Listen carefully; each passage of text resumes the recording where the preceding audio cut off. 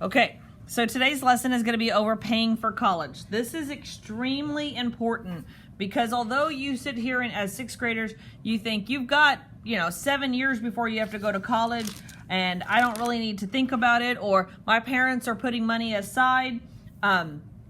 College is extremely expensive to the point where usually most of your parents may not have enough money to cover all of your expenses. And so I want to talk about ways that you can pay for college. And know that this is not just going to college like Texas A&M. This is going to college like Palo Alto. You can go to Palo Alto on this stuff.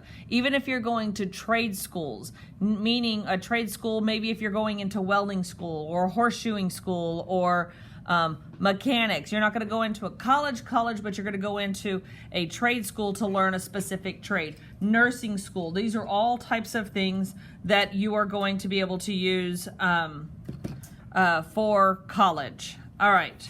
So we've got grants, savings, scholarships, loans, and work study. So a grant is money that is from the government. This is money the government gives you. It says, here you go. This is yours. Okay. What is great about, can't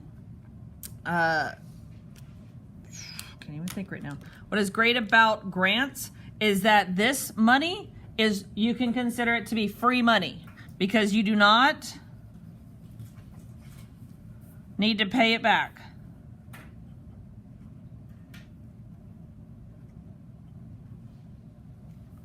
So this is money that is given to you that you don't have to pay back. This isn't a loan. This isn't nothing. This is just straight up money that the government says, hey, here you go. Here's some money. Go to college.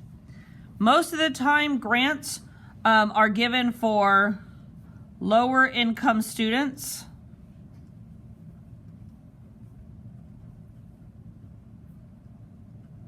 Students that maybe don't have the financial support to be able to go to college. So the government's going to say, no, I still want you to go to college. Don't let finances be a reason why you're not going to college.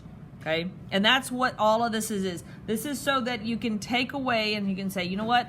I'm still going to go to college. I'm not going to let the fact that I don't have money or enough money to be able to pay for my colleges. These are ways that you can be able to take the financial burden off of you for college. So you've got grants, and normally for grants, you will start applying usually in your junior or senior year. It's called financial aid application, or FAFSA, that you'll fill out. It's a long ordeal that you fill out all this paperwork and all this other stuff, and you submit it to the government, and the government says, hey, look, we'll give you this amount of grants, this much, this, and all that other stuff. So then, of course, we have savings. Anybody can do this, okay? And we've got, of course, savings is, of course, when you save money over years. This is usually what your parents are probably doing for you. And the details on that is you're going to plan ahead. And save money for college. What's nice about savings is that it doesn't matter what school you go to, a trade school, out of state, in-state, private university, public university, those savings, it's just money that has been set aside for you, either by you or by your parents or grandparents or whatever loved ones, okay? Scholarships, this is the big one. I'm going to go ahead and star this because that's pretty big. Scholarships, that is when part or all of your college is paid for. And you can earn these by applying and meeting certain requirements.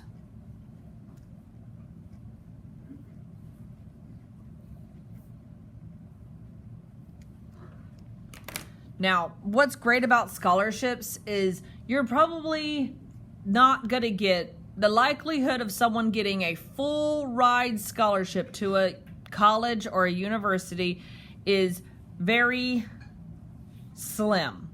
And the reason why I say that is not because you can't, but because the government, the schools only have a certain amount of money that they can set aside to be able to pay for scholarships. Okay, so if I gave somebody a full ride scholarship, and I say, okay, I'm going to pay for all 4 years of college, then I'm not going to have enough money to be able to give other people partial scholarships. Okay, so a lot of colleges won't give you full ride scholarships. They'll give you partial scholarships that says, hey, look, I'll pay $1,200 or $1,500 or $2,000 in each of your semesters. Okay, that's what it's saying. Now, what's great about scholarships is they don't have to come just from that school. You can, as sixth graders, you can start applying for scholarships now. Regardless if you're like, I don't even know what I'm going to be going into school for. I don't know what I'm going to, where I'm going to go to school at. Maybe I'm going to go to school out of state or somewhere. There's scholarships that you fill out applications and you apply for it. And you can get these scholarships. Sometimes they're $250. Sometimes there's $500. Maybe there's $1,000, whatever. And what they do is they take this, let's say as a sixth grader, you get a scholarship. Okay. That doesn't mean they're going to give you a $500 check right now. That means they're going to say, okay, look, when you go off to college, you send me that you're, wherever you're going to college at, send me that you are enrolled in this college and we'll send you a $500 check then. And they set it off to the side. And you think, well, $500, Miss Armstrong, that's not going to get me very far in college. No, but what if I have 10 $500 scholarships? That's $5,000, right? All of that money is going to be coming to you, right? And I had, when I went to college, I had a bunch of small scholarships, $250 here, $500 here, $750 here, and vice versa, and all this other stuff. So much that when I went into my first year of college, that all of those scholarships, those little bitty ones, paid for all of my college plus some extra. Okay? So don't think, oh, I can't start doing scholarships until I'm in high school or until I'm in junior. A lot of people wait till they're juniors and seniors to start applying for scholarships, and they have missed out on so many different scholarship opportunities.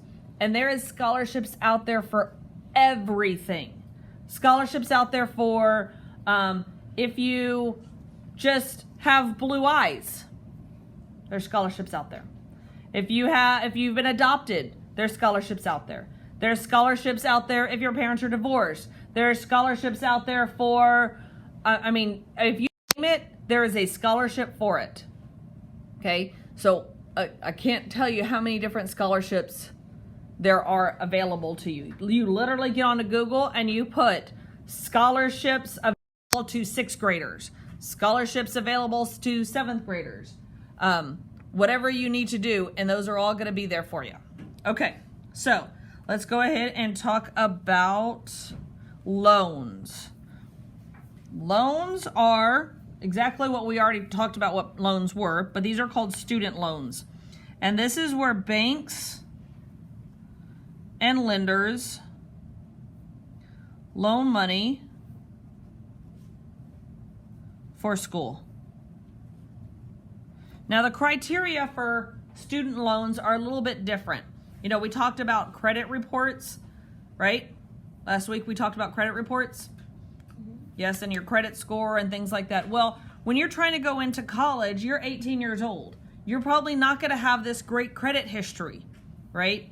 But the loans and banks and stuff are willing to loan you money to go to school, even if you don't have. This is one way of being able to start putting your credit together, is getting those loans.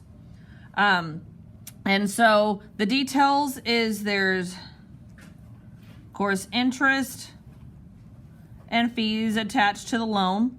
Usually with a student loan, it is very low as far as the loan, the interest and the fees.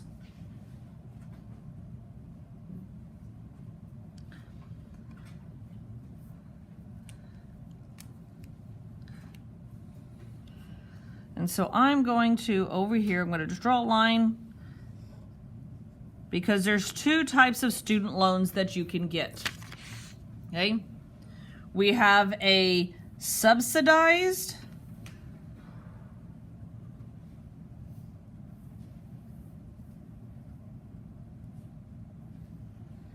so we have subsidized loans and unsubsidized loans.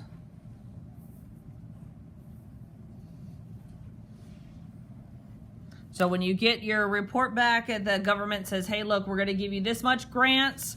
You've already been approved for this much subsidized loans and this much unsubsidized loans. This is what it means. In a nutshell, subsidized loans, remember, loans have interest, right?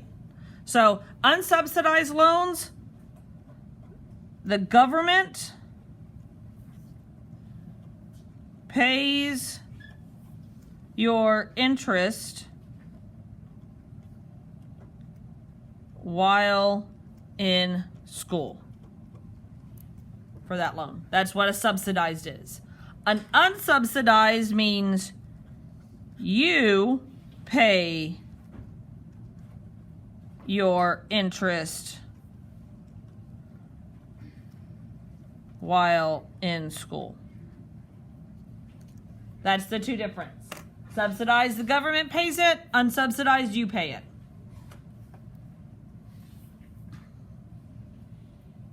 All right, and then another way that we might be able to pay for college is work study. And I'm going to tell you, I did work study whenever I was in college, and it was a great thing. So this is where you work and earn money at school.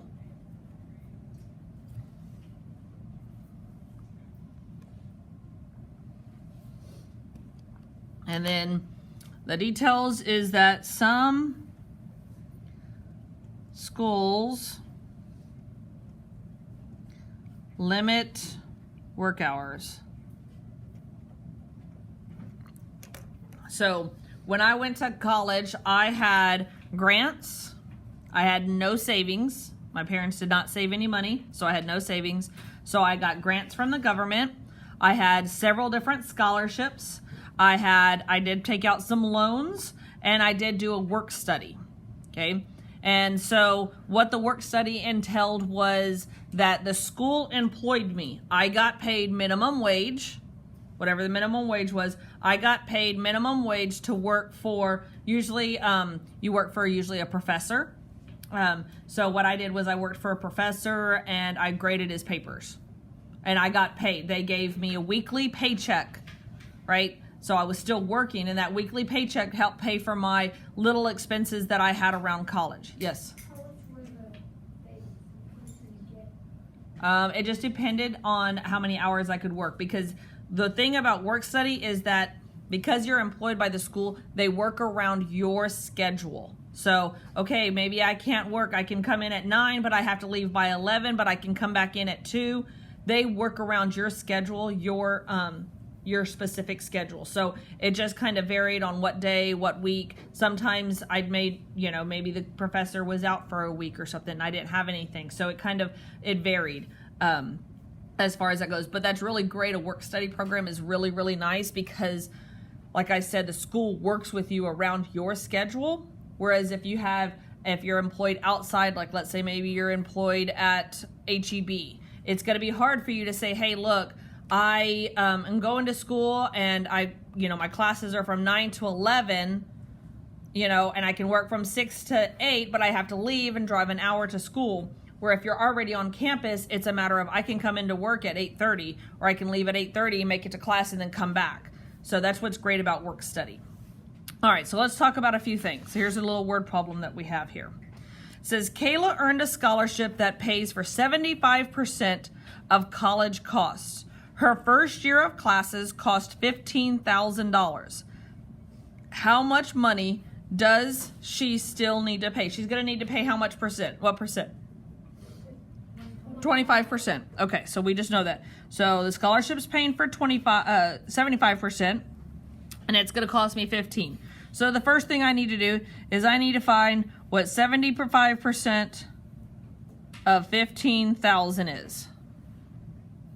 So I've got 15,000 over 1 times 75 over 100, which will give me 1, 1, 2, 5, 1, 2, 3 over 100. And I know you're sitting there going, how did you know that? I had already worked out the problem. And I'm going to divide, so that's going to take that out. So the scholarship is going to pay $11,250, right? That's the scholarship. So Kayla needs to go ahead and do 15,000 minus 11,250.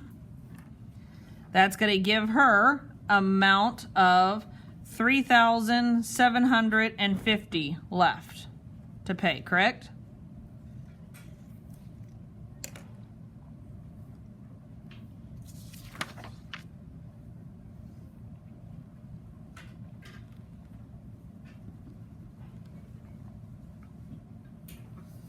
Is everybody with me? So the scholarship, how much money did the scholarship give her? $11,250 scholarship, right? So she only had to pay 25%. This was just her first year, right? If this was the same for all 4 years, then she would need to take this amount and multiply it by what? 4. So maybe this is the amount of money that she may need to get in grants or in loans or be able to do a work study on, right? All right, flip it over.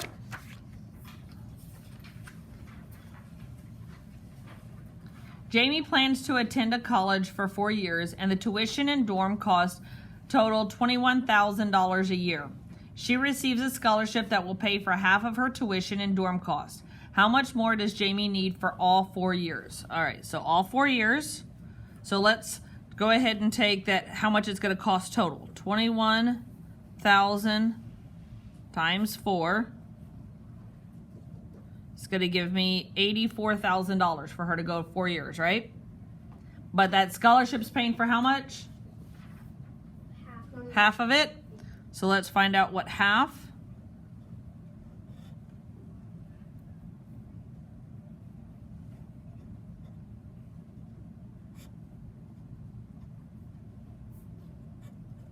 So what is her half that she's going to have to pay? $42,000. And that's kind of on the low end. So just keep that in mind.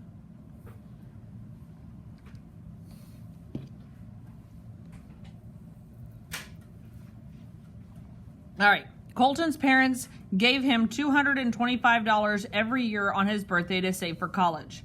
He is now 18 and is going to college. He needs $12,000 the first year for tuition. If Colton uses all of his savings, college savings, how much more will he need for his first year? All right. So we're going to assume that they gave it to her starting on the very first birthday. So 225 times 18.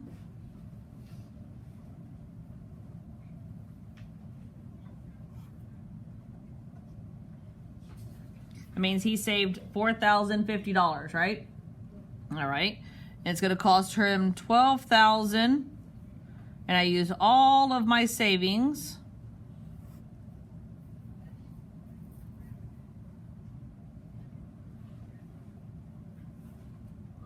And I'm going to get...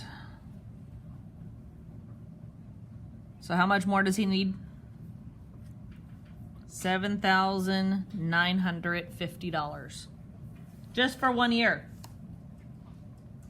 So that's where he's going to need to see if he has any scholarships.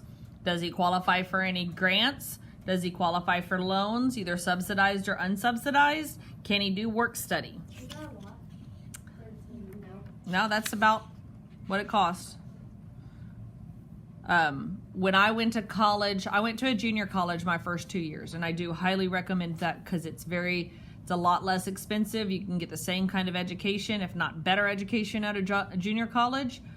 I was able to, let's see, each of my semesters was roughly $2,400 a semester, and I took 21 hours, which is equivalent to about 7 classes. Actually, I think I took 23 and I had some lab classes in there, which is equivalent to having 7 classes in a semester, which is a lot of classes. That's a lot of classes. Usually, full-time students usually take about 12 hours, which is equivalent to about 4 classes. And so it was $2,400, and that was at a junior college. When I transferred over to a university, it was a lot more. It was more about $8,000 to $9,000, and I didn't take as many classes. But that was just a little bit of years ago. So now with inflation, that's about what the going rate is. All right, yearly costs are books $1,000, tuition $16,000, dorm $8,050. How much will it cost to attend a college for 4 years? Because it's not just the tuition. That tuition is just you getting into the class. You still have to buy your books. You still have to buy any lab equipment that you need, all of your supplies, because it's not like when you're here that we provide you with the books. You have to buy your own books, and those books are not cheap. And it's not like you just have to have one book. Sometimes you have to have 3 books. Okay, so let's see. It's $16,000 just for the classes, plus another $1,000 in books, plus $8,050 for the dorm. So $25,050 for 1 year, right? I'm gonna multiply that by 4.